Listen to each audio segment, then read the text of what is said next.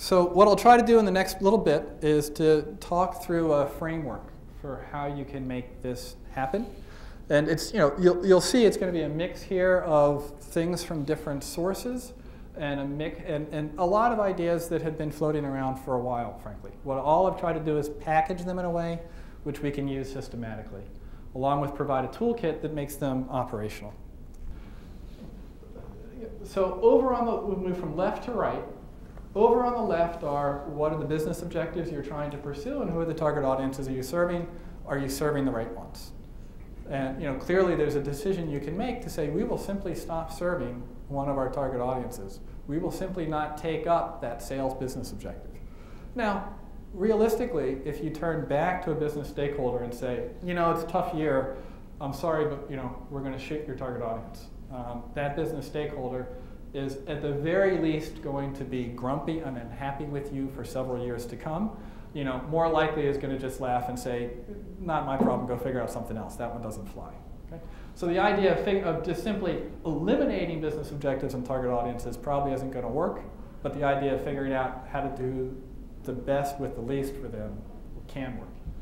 And the way we serve business objectives and target audiences, we create programs that try to accomplish performance objectives, that use some set of blended components for a solution, and then we try to go back in some cases and look to see if those things provided the right outcomes.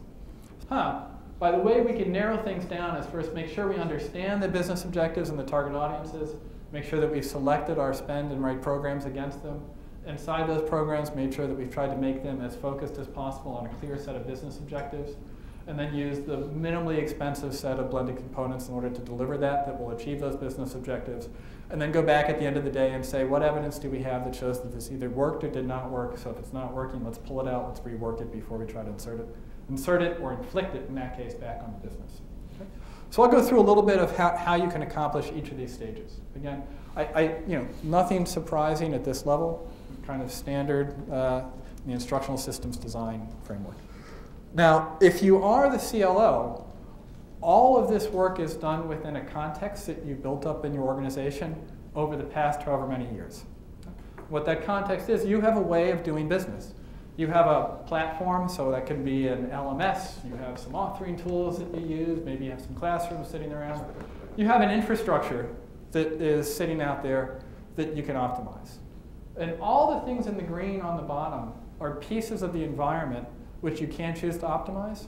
Again, I'm probably not going to make a lot of yardage on those things with a shift this year, but this is decisions you can use this year to begin to move towards where you want to be next year. So that initial slide from Kapur at Genpact that said centralize the organization, for example, that's a change in the operating structure that the CLO would want to make. These are other areas of change in the operating structure which you can choose to plant the seed for this year. They won't give you the 20% answer, but you'll be able to start down the road. Or the right sourcing relationships. So we're NIIT Cognitive Arts. We're a service provider. We have a broad range of services. What we're finding is that something we're calling managed training services, or the outsourcing of a specific business function, like content development or training administration, is something which is of a lot of interest to our clients this year. I guess not entirely surprisingly. Do you have the right design approaches? So again, most companies, they build up scripts for how they do designs over time, right?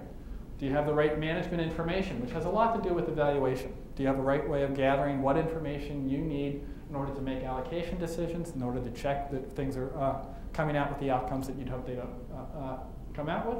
And do you have the right governance strategy? And part of that gets back to being able to speak with stakeholders in their language on a regular basis to manage the learning product portfolio that you have.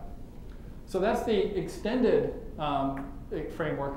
What I'll do in this talk is not concentrate on the greens, but instead walk through a framework for the blues.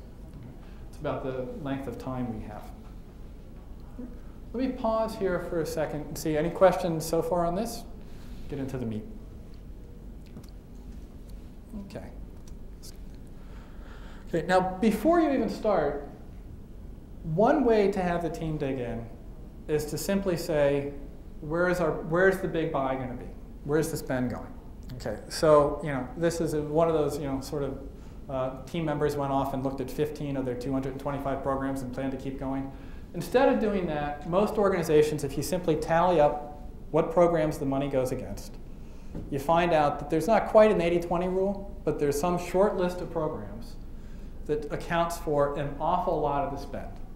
Maybe it looks like this, maybe it looks different than this. This isn't atypical from what I've seen. But some short list of programs that will tally up to some 70% of the spend.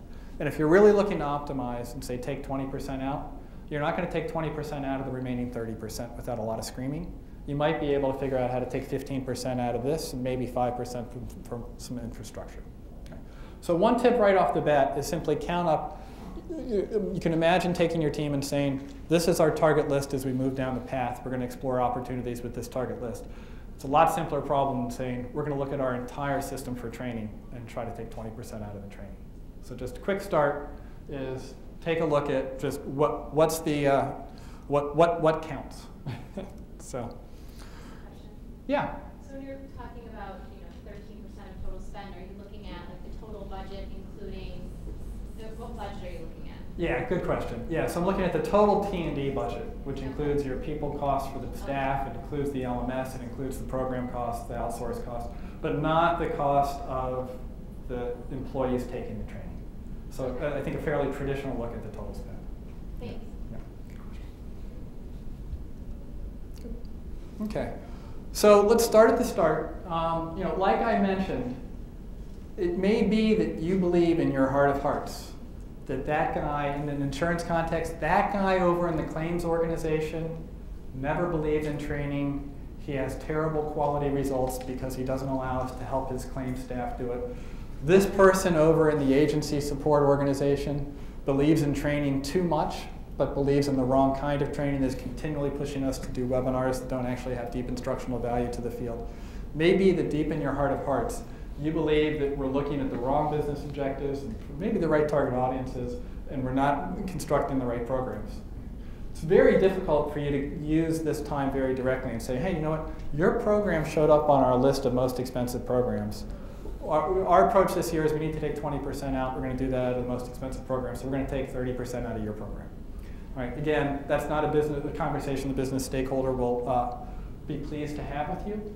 You need to have some way of framing decisions for your business stakeholders that will enable them to see the impact of their decisions and have discussions with each other that will allow them to use each other as the nexus for trying to figure out what actions they want to take.